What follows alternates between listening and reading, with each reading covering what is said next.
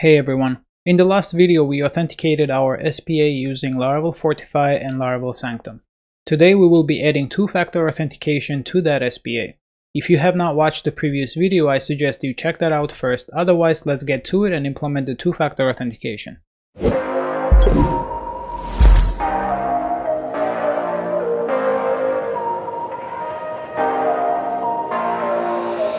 When we installed Laravel Fortify and published its resources, one of those resources was this migration file, which basically adds two new columns to the users table. First one stores the two-factor secret and the other one stores the recovery codes. I have already run the migrations, so the next thing we need to do is make our user model aware of the two-factor authentication feature. We can do that by opening the user model and adding two-factor authenticatable trait, which basically gives user model access to some of the functions, such as to get the decrypted recovery codes, to replace the recovery codes, get the SVG, and the QR code URL. Next, we need to enable the two-factor authentication feature within our Fortify configuration file. So let's open the Fortify config file, and as you remember in the last video, we disabled all these features. So let's enable this, and as you can see, it comes with an option where you can enable or disable the confirm password. We'll talk about this more in a bit, but just keep in mind that you could disable this option here. I also made some of the changes to the code base that I want to go over quick.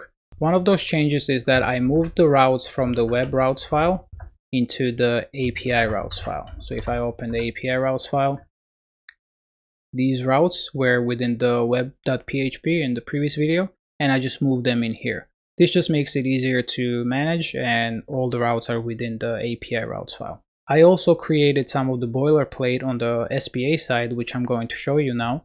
Let's log into the application. And as you can see, this is the change I made. I added an account settings page, which at the moment doesn't do anything. It's just a boilerplate. This is where we're going to be adding the two-factor authentication to. Let's go over the SPA boilerplate quick. So this is the account page component. The first thing it does, it fetches the user details and stores it in a state. It also gets the has 2FA flag from the user resource and sets that flag on the state as well. We use that state to determine which component to show. So if two-factor authentication is enabled, we show the disabled 2FA component. Otherwise, we show the enabled 2FA component. Has 2FA is a very simple check. So if I go back to the API, I'll show you that quick. So it's in the user resource, and it just checks for the two-factor secret. So let's go back to the SPA. Let's go inside the enable 2FA component. So in this boilerplate, we need to fill in the enable function. This is what's going to get executed when the enable button is clicked. Right now, it doesn't do anything. We have these four states. The first two are just the flags to determine which model to show. For example, when this is set to true, we show the confirm password model. And when 2FA is true, we show this model, which then displays the QR code and the recovery codes. And those are stored in here. So of course, we're going to be filling all these in within the enable function. The confirm password component is just the model, and we need to fill in this confirm method where we're going to make the API call to perform the password confirmation. Same goes for the disable 2FA component. We need to fill in the disable method to handle the disabling of the two-factor authentication. And we can also show the confirmation password model if we need to confirm the password or not. So let's switch back to the API and see which routes we could use. As you remember in the last video, we commented out all the routes because we didn't need them. Now we need to find the routes that we need to enable for the two-factor authentication. So let's scroll down. We can skip the password reset, registration, verification, profile, passwords, and password confirmation. So this is what we need. And then we need all the two-factor authentication routes. So let's take those and move them up. I'm going to uncomment them. Okay, so we have these three routes that handle the password confirmation. The first one we can actually delete because this one just renders the password confirmation view and we don't need that. So we can remove that. Now both of these have the middleware auth, which we also don't need because we're within the auth sanctum middleware. So we can delete both of these. And this route basically checks the status of the password confirmation. So you could make a GET request to this route to see if user confirmed or didn't confirm the password. So let's see how these controllers actually work. The first one is to confirm the password. So let's open the store method. So this method checks the password. If password is confirmed, it puts the current timestamp into the auth.passwordconfirmed session. This session is then used to determine if user has confirmed the password or not. The default timeout is, I believe, 3 hours, and that can be configured within the auth.php. So let's go open the auth config file, and we have the password timeout here, and the default is 3 hours. So you could change that if you want to. Next, if the password is confirmed, it returns the confirmed password response, and otherwise returns the failed password confirmation response. The good thing about this is that both of these are customizable, meaning that these are interfaces. So you could create your own class and implement that interface and then bind your own class in the container. So it would return your own class instead of the default that's being returned right now. We're just going to keep the defaults for now. So let's close that out. Let's review the show method. So this is the method that you can use to check if the user has already confirmed the password or not. It just gets the session that was set in the previous method and compares that with the value from the config file that we reviewed. So let's close that out, and let's review the two-factor authentication routes. So if the two-factor authentication feature is enabled, we get all these routes, and let's go over them one by one. The first two routes, we can move them out of the auth sanctum middleware because this is for the guest when user is not logged in. So let's go ahead and move it up here. This route we can delete because we're not rendering anything from Laravel. Our rendering is done within the SPA. So let's get rid of that. And we'll come back to this when we're going to be implementing the login side. Right now we're implementing the enable disable part. So let's scroll down and let's take a look at these routes. So this is the route that will enable the two-factor authentication.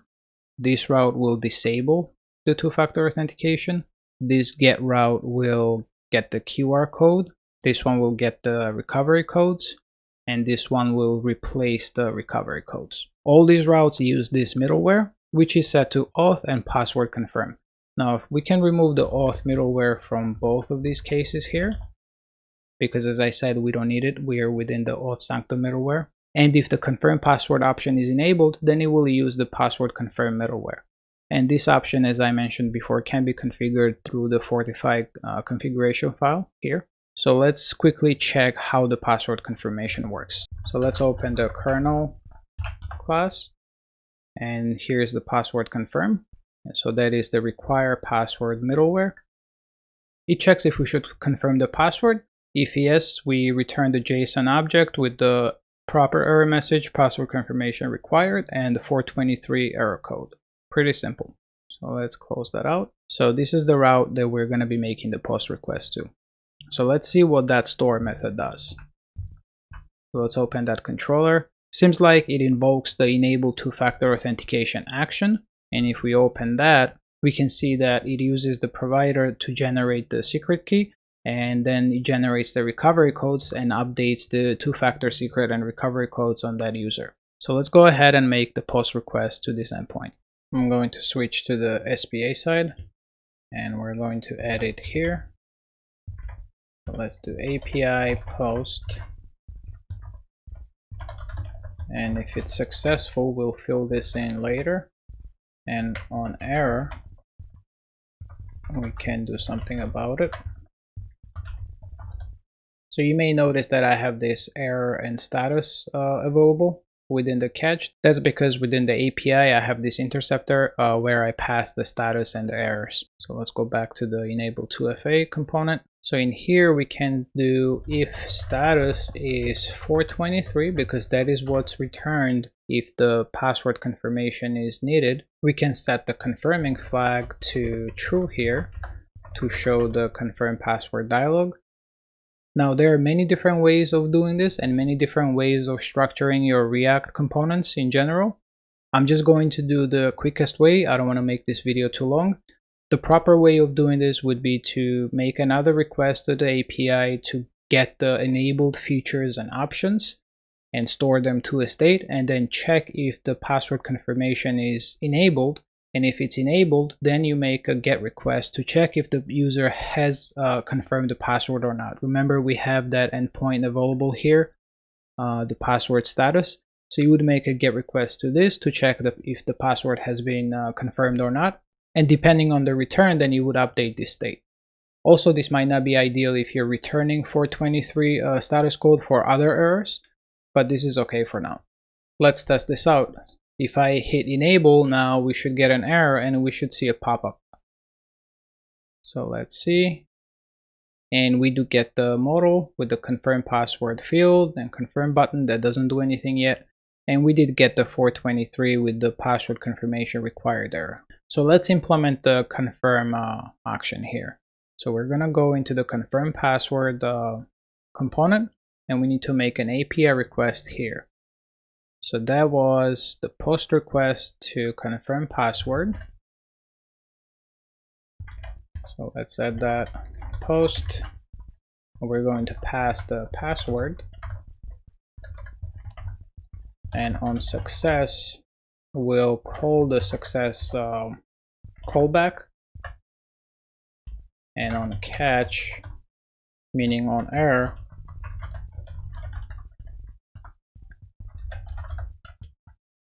we could console log the error and status, and we could also call the on fail callback. So that should be good enough. Now if I enter the wrong password, we're getting failed confirmed password pop-up, and that's because this on fail callback is getting called from here, and we're doing alert right here. And we can see that the response of this was 422 unprocessable entity, which is a validation error. So this is working. Before I enter correct password, we need to make a couple of changes here. We need to implement what to do on success. So once the two-factor authentication is enabled, what do we need to do? Because if I'm gonna click confirm here with the correct password, it's gonna call the enable function, which is this, and it's going to make a post request to this endpoint that's gonna enable the two-factor authentication. So we need to basically do a few things here. We need to close the modal dialog, which is set confirming to false. Then we need to open the other dialog, which is the two-factor authentication dialog, which will just contain the QR code and recovery codes. So let's set that state. True. The other things we need to do is we need to actually get the QR code and recovery codes and display it to the user. So we need to make two API calls here. Get QR code, get recovery codes. So let's make API get, and we're going to fill in the URL in just a minute. On success, data, we're going to set QR code to the data SVG, and then we need to make the same request for the recovery codes, and here we would set recovery codes to just the data. So now let's get the actual endpoints. Let's switch over to this, and we need this endpoint for the QR code, so we'll fill it in here, and we need this endpoint to get the recovery codes. So before we actually test this out, I want to go over how it actually works. So let's switch over here. So let's see how the two-factor QR code controller and recovery code controller works. So this one just calls that method that we added to the user model through a trait. The recovery code controller just decrypts the two-factor recovery codes and returns it in JSON format. So that's pretty simple. Seems like we're good. Let's try it out. So I'm going to enter the correct password now. Let me clear that out. And this should close this dialog because password is confirmed, and it should enable the two-factor authentication. So let's give it a try. And that worked. We can see that confirm password returned 201, and then two-factor authentication post request returned 200, And because of that, we made 2 additional requests to get the QR code SVG and then recovery codes. And we can see that the model was opened with the QR code and the recovery codes. Now, if I hit close, this is going to update the parent component, and that's implemented in the SPA side within this model here. When the close button is clicked, we set the flag to false to close this model, and then we call the success callback on the parent component so that it can update this component here. So if I hit close, it turns this to enabled, and we have a disable button. Right now the disable doesn't work. We're going to implement that next. So let's switch over to the disable 2FA component, and we need to make a post request right here. So we're gonna do API post, and I'm gonna fill in the URL in a minute. If that's successful, we can call the success callback, and on error, error status, here we can do the same thing. If status is 423, that means that password confirmation is required. We can do set confirming to true, and that should give the user a model to confirm the password. And after user confirms, it will call the disable method again. They will make a post request to disable the 2-factor authentication. So let's get that URL. The URL is same. We just need to make a delete request. So this should not be post. This should be delete. And that should work. Let's see how it deletes it. So if we open this controller within the destroy method, it invokes the disable 2-factor authentication action. And this just sets these 2 fields to null. Now let's test this out. So if I hit disable, it's going to disable the 2-factor authentication. Now notice that it did not ask us to confirm password. That's because we already confirmed the password, and there is a default 3-hour timeout on that session, which means that we could enable and disable 2-factor authentication without the need to confirm the password again.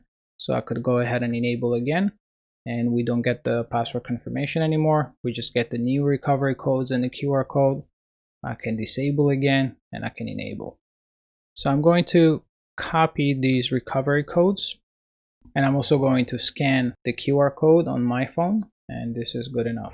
So right now the only thing left is to implement the login side on it. So we need to log out and try to log in. So let's go ahead and log out, and let's try to sign in now.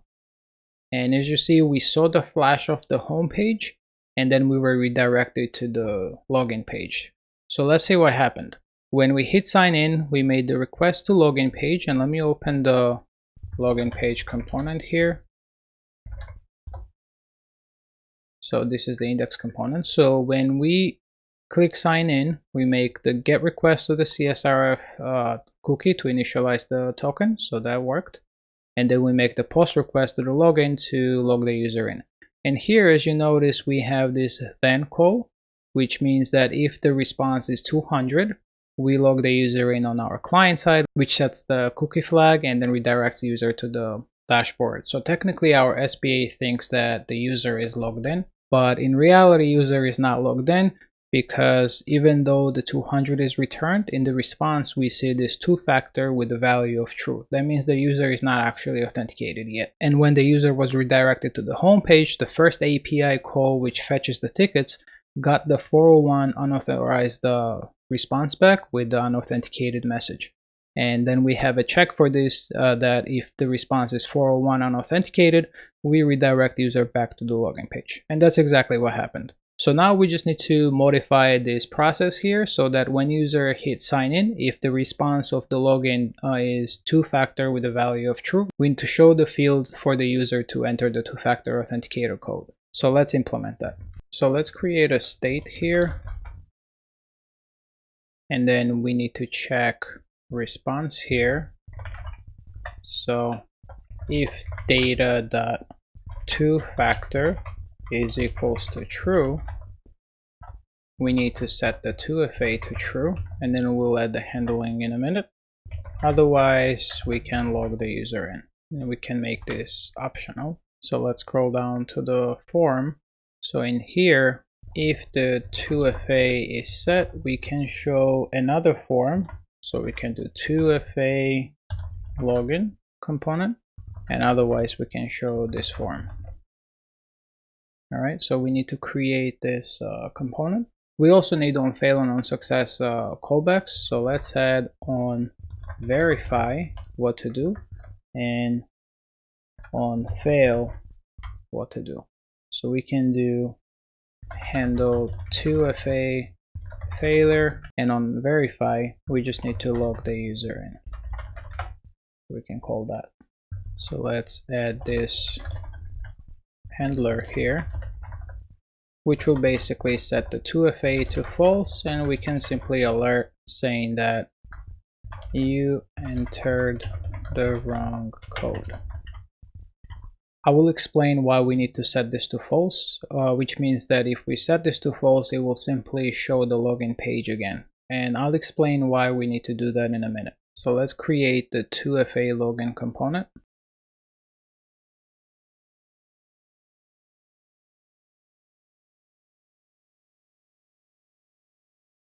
So we're creating these two states because the first one is the code from the Google Authenticator, and if user loses their phone or something, they could enter the recovery code instead. So we can capture both of those. So we need to implement the verify function here, and I'm going to come back to this in a minute. Let's save, and let's try to sign in now. And we forgot to import the 2FA login on the login page. So let's import that and save. Let's try to log in again. And we see the new view. We don't see the login page anymore. Well, we're technically still on the login page, but we see the different field to enter the code. And we also have this checkbox that controls if we should use the recovery code instead of the code. So if I check this, it asks us to enter the recovery code. Otherwise, it asks us to enter the code. And before we implement the verify, let's go take a look how the actual authentication works. So we need to make a post request to this endpoint, and let's see how it works.